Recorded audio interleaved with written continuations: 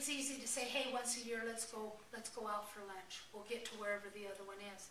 I'm here to tell you that, don't lose that. Don't lose having that friend. And I know sometimes we don't nurture those relationships, Maybe we're mad at them.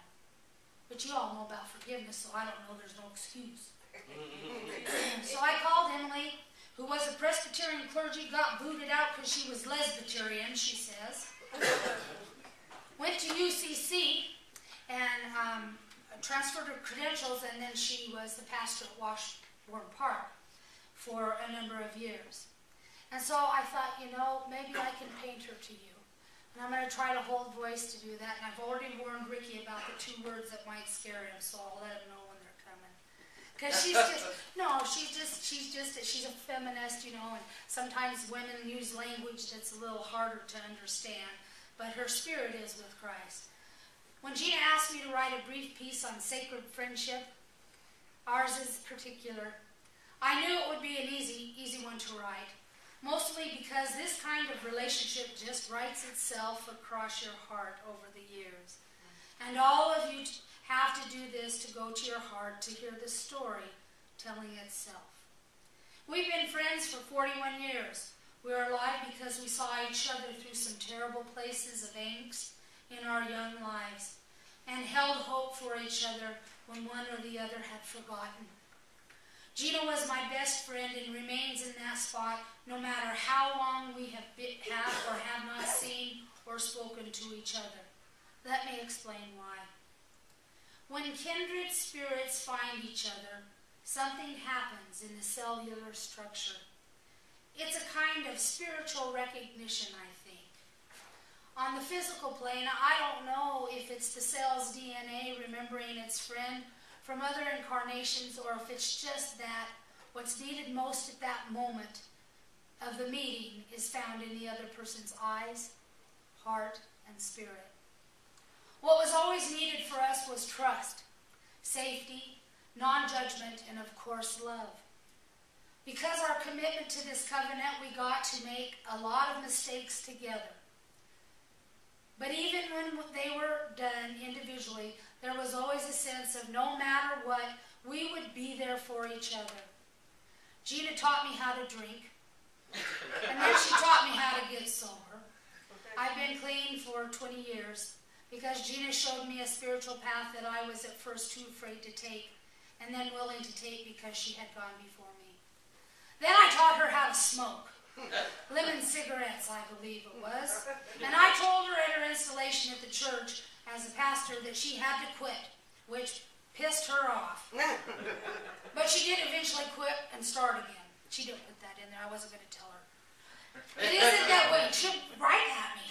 It isn't that we have done friendship perfectly. It's just that we have done it consistently and always, and eventually with love and forgiveness. See, we know each other's deepest secret, darkest secrets. We can't afford forget that. We can't afford forget that, not because either of us aspires to the political office, but because we have to hold the memory for each other. When our families have forgotten, we have remembered. And we've been able to observe our family and their weaknesses for each other over the years, and with the loving eyes of adopted daughters that we were. Over the years, I've learned that I can have more than one best friend.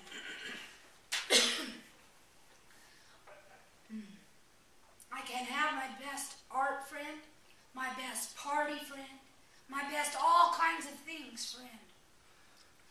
My spouse, Annie Munch, is truly my #1 best friend. But Gina is my first and longest best friend. Always has been there, always will be. I've known this from the first time I wet my pants laughing at so hard as a little girl over what I can't remember. She threw Kool-Aid in my face. I was so stunned as cherry Kool-Aid fell off my face. She was laughing. I know what it was about. I can't remember that she would live in my heart, but she would live in my heart for eternity. There's a part of my heart that beats just for her, for all the secrets and stories, for all the lessons and memories, for all the forgiving and compassion, for all the sadness and laughter, for all the years and moments, for all the children and people we've loved and let go of, for all the tears and phone calls, for all the years and years. God's in all of it, weaving together a sacred web of life. I think you're going to have to help me read. And grounding that no one else can provide for us. Sorry. Because no one else can go back as far. It is a sacred trust to hold the memories of one's life for each other and to still love each other through it all. One of the things I love the most is the soundtrack of this sacred story. We've always had music accompanying us on our journeys. Neither of us will ever forget the impact that the movie Godspell had on our Christian path, or the tears in my father's eye as he left the theater after we insisted he see the film. James Taylor and Harry Chapin saw us through quite a few rough spots, as did Diana's Ross, Do You Know Where You're Going To? At the time when neither of us did. Just last week, Gina found and sent me the soundtrack to Lost Horizon movie, right as I headed out of town for a trip to New York City. I took it with me and ended up redeeming a terrifying trip we took 30 years ago to the Big Apple, when we were both as small-town gals and the adventure of our lifetime, taking a trip to the United Nations. Gina had won a speech contest, but we were such good friends, the church got the money together for me to go, even as a runner-up. When we reached that big city after weeks on a bus, we frankly were too afraid to get off. The streets were too wide and the people were too weird, and then we were told that several people had been assaulted in the stairwell at the hotel in which we were staying. It was all we could do to leave our rooms. But we found each other's hearts and therein our courage and managed to have a great experience. As I walked the streets of New York last week, unafraid, happy, and alone, this time at 52, listening to my iPod to the tunes I still knew by heart from Lost Horizons soundtrack that we had clung to as graduating seniors in high school, I realized I was not alone at all. That both the young girls we were and the women we had become were within me, encouraging me, loving me, and always, always there for me, just like God. This is the nature of my sacred relationship with Gina. My heart beats knowingly to it, and it's really a great tune. I love you, Gina.